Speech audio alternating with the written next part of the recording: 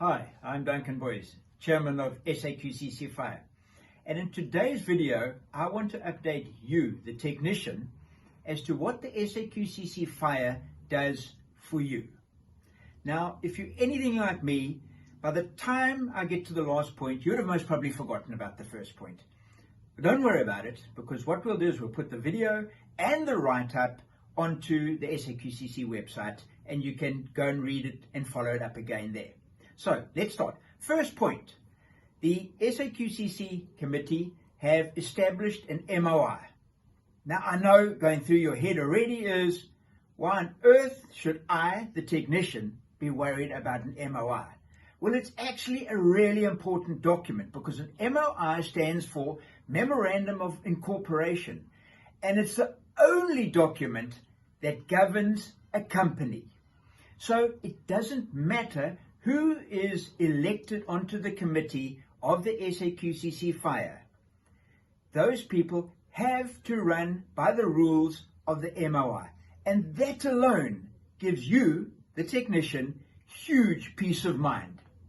It also proves that the SAQCC Fire cannot be an old man's club, which I know some people have said. And in an old man's club, where the old men then go and change the rules at random.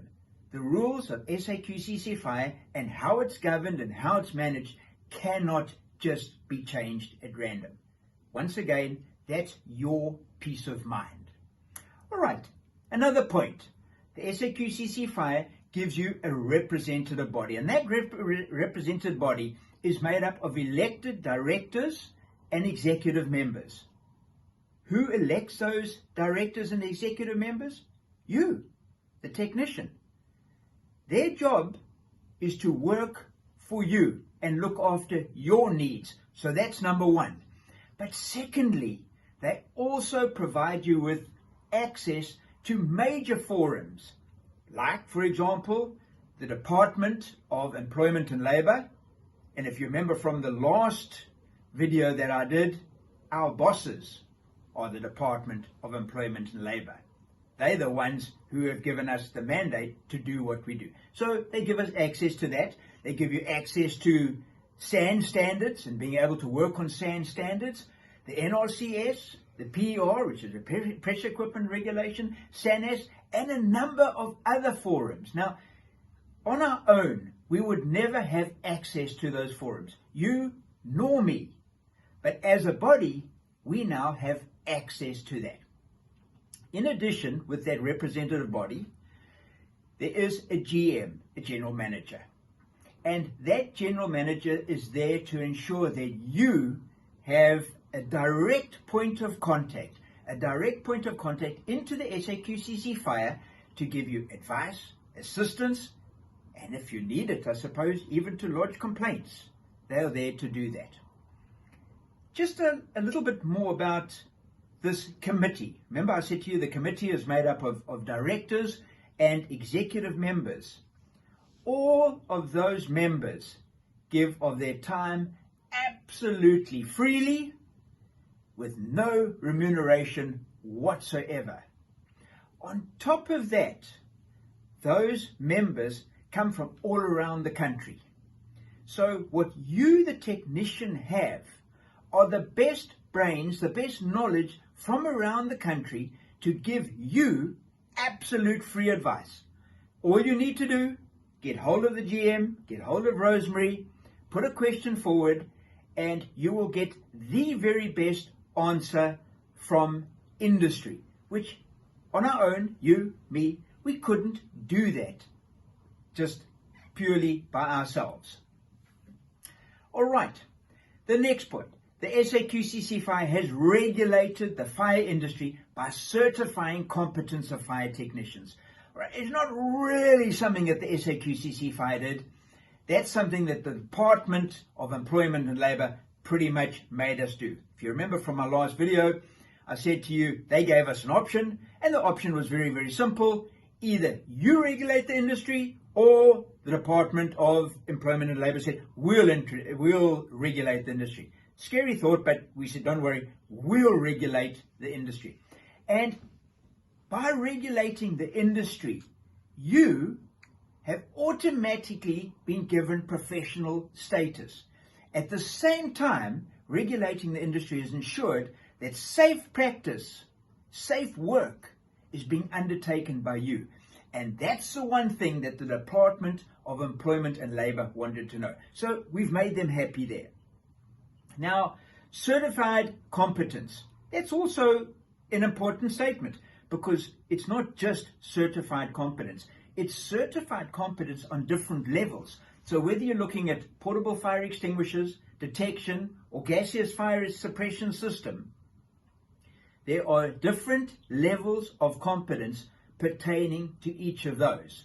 Now, why do we want levels of competence? Well, quite simply, industry wants competent people doing the work for them. They want to know that the work has been carried out by professionals. How do you verify that work? Well, very, very simply, you have a card that you carry, and that card has your status on it.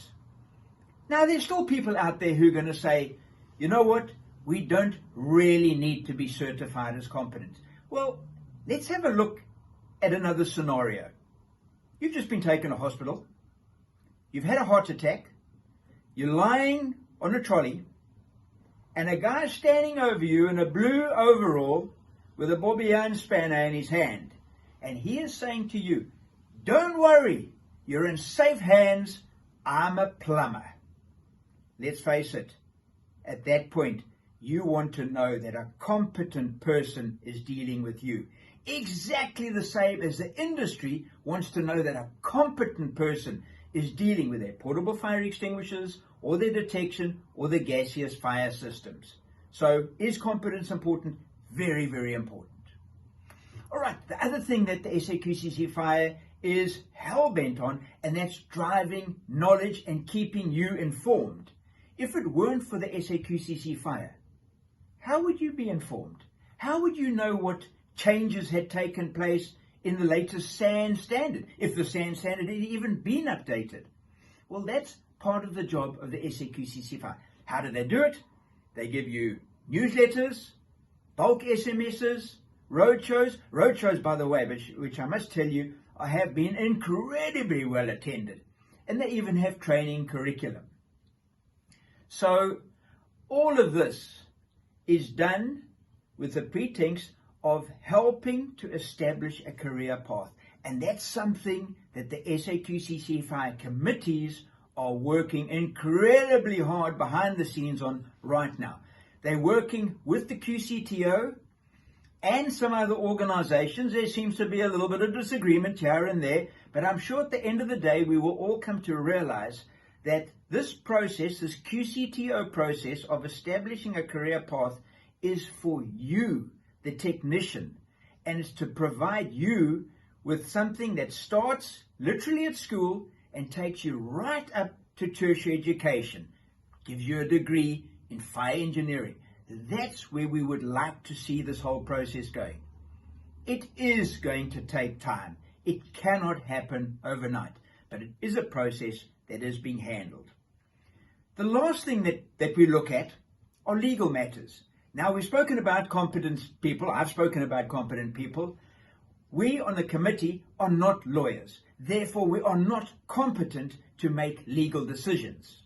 As such, what we have done is we have a firm of lawyers that provides us with counsel and legal advice. We don't try and make it up ourselves.